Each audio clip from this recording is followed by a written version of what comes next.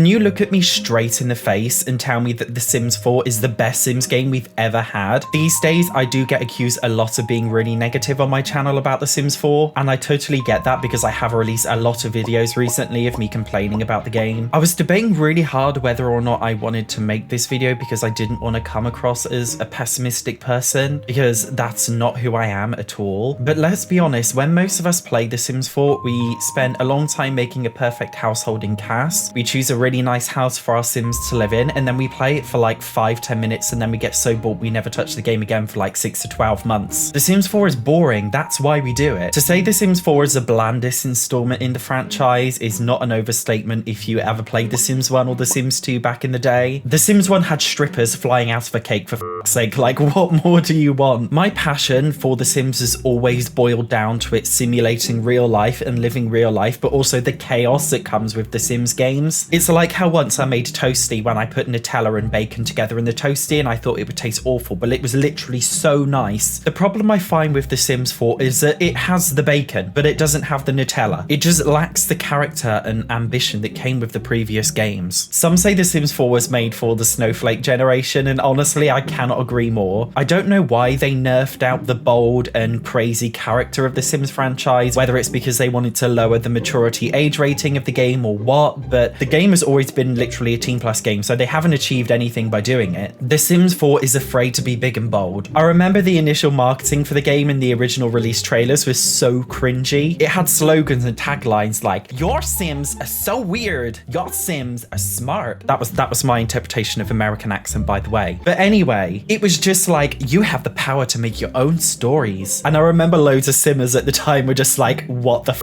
is this? I didn't sign up for this. Don't get me wrong, the Sims are very, very smart in The Sims 4, but that doesn't necessarily mean fun. Is The Sims 4 even a game? I know many gamers like to make fun of Sims 4 players by saying Simmers are not real gamers because The Sims 4 isn't really a proper game. Of course, anybody who plays a game is a gamer. My mum, who plays Candy Crush Soda Saga on the sofa every night watching the news, is technically a gamer because Candy Crush is a game. But I totally understand where this sentiment comes from, that Sims players are not real gamers, because The Sims 4 isn't really much of a game because it doesn't have any traditional game elements. I think for a game to be a game, it has to have something you can achieve. It has to have goals, whether it's long-term goals like beating the game, mid-term goals, or short-term goals. In Animal Crossing, I have to spend time making a perfect island. In City Skylines, I spend time trying to make a nice city and make money. In Final Fantasy XIV, which is a game I bloody love recently, I'm spending so much time leveling up my different characters and different classes. In Planet Zoo, I'm trying to unlock new buildings so I can make my zoo look prettier. Even in a game like Candy Crush Soda Saga, you are literally leveling up. You are literally trying to go through the levels. In every single game, there is always something to achieve. In The Sims 4, there is literally nothing to work towards. There is no end goal, and with that, it becomes very repetitive after a while. This sounds kind of arrogant and whiny, like I'm being a pick-me, but I have played The Sims ever since The Sims 1, ever since Will Wright, the person who originally made The Sims, handed the game over to EA, and I can categorically say since this happened, EA have ran this game into the dirt. Allegedly, in my opinion. I was saying before that I really didn't want to come across as a negative person, so to reiterate, I love The Sims, and I do enjoy playing The Sims 4, but I just feel like this game is getting so tired. We're in the 4th iteration of this game now, and they haven't really changed anything or progressed in much of a positive way. Yes, Sims are smarter, yes, the graphics looks better, but that's not something that The Sims has done. That's what happens gradually over time with any game due to developments in hardware and software capabilities. I feel like EA are just continuing to milk this game to make money from it, allegedly, and I just feel like it's beating a dead horse while it's down at this point. I remember when the Sims team originally stated that The Sims 4 would never have any stories in it because they wanted the player to create their own story, or whatever cringy slogan they came up with at the time. But this is probably one of the worst decisions ever made about that game, and that is because humans do not respond in that effect. This is probably the first time my university degree in psychology has ever come into use in my YouTube career, so let me explain some basics about human motivational theories. Humans don't like doing things for the sake of it. There is always a reason. When I spent hours grinding and leveling up the EXP for my character in my favorite RPG game, and then I use that power to then defeat the final boss, it gives me a rush. It's like an adrenaline rush, and your brain brain gets a serotonin release. And serotonin is something that happens as a result of a chemical reaction in your brain, and serotonin makes you feel good about yourself. Subconsciously, your brain is always looking for situations to release and produce that serotonin. And the reason why I talk about this is because the most successful games do that. The most successful games release serotonin in your brain. They force you to do something that makes your brain happy, and it makes you motivated to play that game again and again and again. In other words, they give you something to work hard for and achieve it. The problem with The Sims 4 is it does the literal opposite of that. Literally any problem in the game is so easily resolved, and even if a problem does exist, it doesn't have any negative consequences to you as a player. And even if problems do exist, they're not really that serious that you don't try and avoid them as a player. And this is why The Sims 4 fundamentally fails to give your brain that serotonin boost. It fails to make you truly happy when you play it. This is why most Simmers do this thing where they randomly binge the game for like 15 hours straight, and then they get completely bored after realizing it's not really that fun, and then just go off and never touch it again for like 12 months. But I know not every single person plays The Sims 4 because it has traditional gaming elements, because it doesn't. That's what makes The Sims unique. Some of us just play the game to just mess around. It's funny watching your Sim set their kitchen on fire and seeing what happens when you trap them in a cage for 24 hours. I feel like The Sims 1 and The Sims 2 really captured these elements really well, and the best of all, you didn't even have to make crazy things happen. They just happen by themselves. With The Sims 4, we try and convince ourselves that it's a fun game because we